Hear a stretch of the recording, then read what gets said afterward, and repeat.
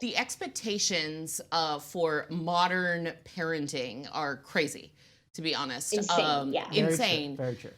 The average, yeah, you would know, right? I would know. The average working mom nowadays spends the same amount of time on childcare, active childcare, taking care of her kid, as a stay-at-home mom in the 1970s.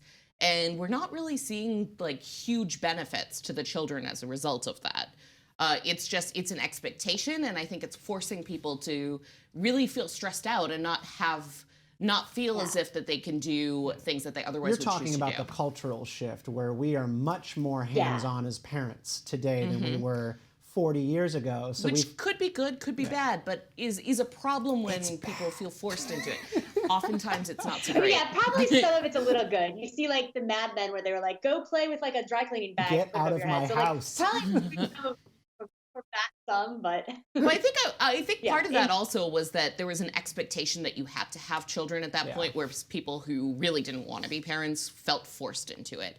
And I think that that's kind of, we're moving away from that, but we also don't want people who really want to be parents to feel as if they're not able to be because they don't have a master's degree and they can't provide for 8 years of college education and all of these crazy like things. organic homemade meals at every meal and things like that. I mean, Right. there's so many. Yeah, I mean, so like I think that kind of gets me to like, what if family and homemaking, like they actually are more fulfilling for most people? And we needed to rectify the sort of government force coercion part of the situation where women were sort of like really corralled by all elements of society into only doing one thing. And we have fixed a lot of the really toxic masculinity, like sex norms in this country. And we've really worked on the culture. And now we just need to let more people just do what they would like to do, and we don't have to define it one certain way. Like, I feel like we've really course corrected, which makes me feel like what other battles, like for feminism, are there to accomplish? Like, they've gotten the thing. That's all we ever hear about all the time. So I want to push back a little bit there because I don't think that we've totally course corrected, right? There is still overwhelmingly working women, equal earners, are still doing more of the domestic labor and more of the childcare than men. That's not necessarily a problem, but that is the cause of things that we see, like the gender wage gap. And a lot of women are actually unhappy about this, and a lot of men are unhappy about this. I think this contributes to a lot of marital discord, divorce, that kind of thing. What's really interesting here as well is, again, it comes up around childcare. Even when you have couples who, equal earners, who were doing equal amounts of domestic labor prior to having children, after children, women do much more domestic labor and childcare, and men do too, but to a much smaller extent. And what's interesting as well is that on both sides, they report it as the same. Now, I don't think that there's a government fix for this. I think this is a cultural issue that we're still sort of sorting out. Not nature? To some extent. I mean, absolutely. If you are childbearing, if you are a woman who is giving birth to a child, there are physical impacts on your body that do change certain things, right? And this is part of the reason why government solutions don't work. Yeah. Because if you say, for instance, like, okay, so the problem is that if we require maternity leave, but we don't require paternity leave, women don't get hired, women don't get promoted. So instead, we're going to require equal maternity leave and paternity leave.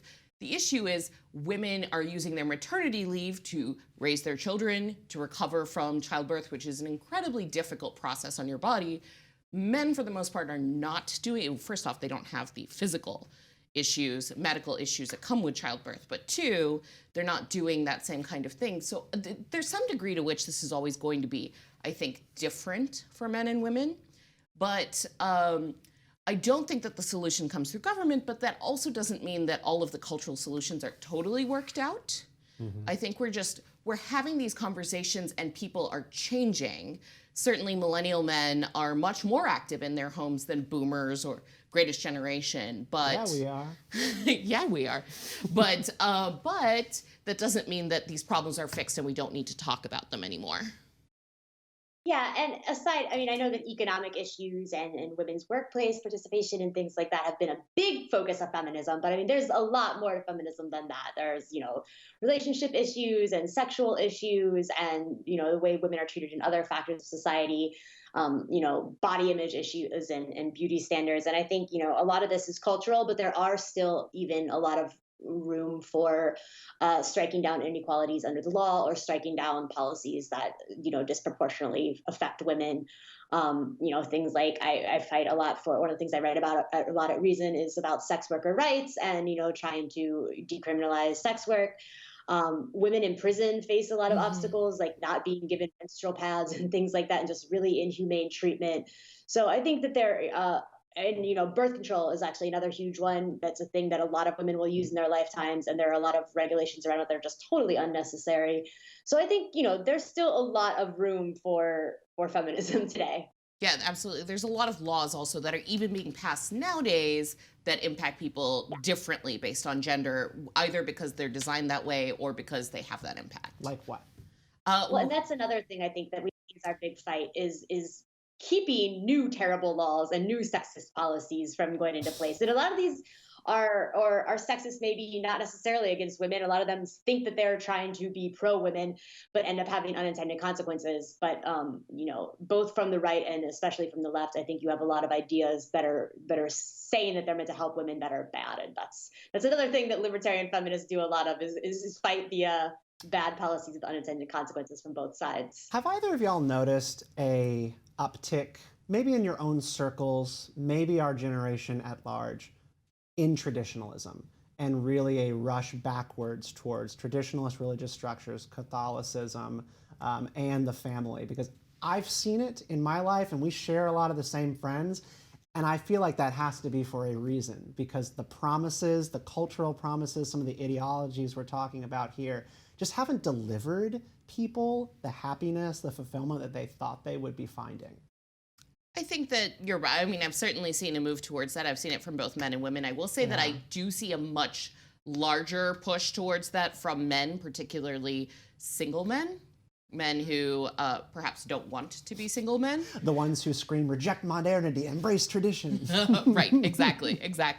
I don't think that I've seen more of it, though. Like, I think that the whole idea that this was a huge thing is overplayed, actually. Yeah. I mean, like, in my, maybe it's just being from the Midwest or something, but, I think in my life, in my social circles, I've never thought that there has been a huge rejection of any of these things. And people have sort of just, millennials have just sort of continued apace with what was a lot of the standards from Gen X and boomers before them amongst, I don't know, the people that I know. I think it really depends on what you're looking at, right? Because I think that to some degree, there was a small segment of society that had this idea that if we just reject all tradition, that's going to get to a great place. And I think that's what we're seeing walked back a little bit.